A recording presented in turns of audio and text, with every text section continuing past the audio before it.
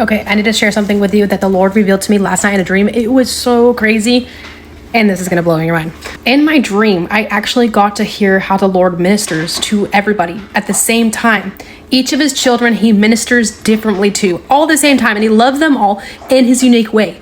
This just blew my mind, because this literally just happened last night.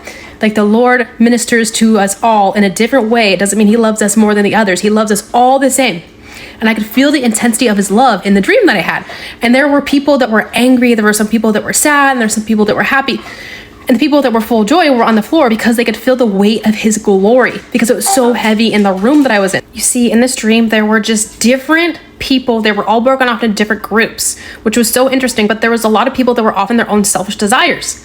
And I just watched this all play out. And then I saw God's fierce love. He loves so intensely. I could feel the intensity of his love rising so much that I had to sit down, or I would have collapsed in that room. The weight of his glory was beyond anything I could ever understand. And how much he loves each one of us all at the same time, because he is capable of that. So many are actually going to miss out.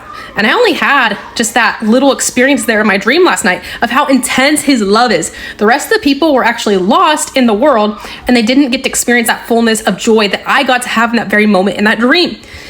So how many of you are actually going to miss out on his intense love? That's what makes me wonder, because this dream was so much.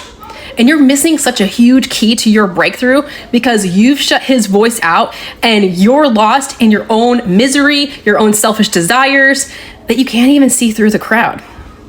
So stop what you're doing, lay it down. He wants to hear from you. He's literally standing right there waiting for you, and he loves you even when you ignore him, even when you're angry. And the glory that was in that dream, it was so thick in the room. I cannot even explain it to you. You see, the glory was so thick in that room. I can't even explain it, but it was so much that when you knew you couldn't stand the whole time, it was just so heavy that you would have just collapsed, like literally bow down before him, because he is so holy. And I just needed to sit down because I couldn't stand.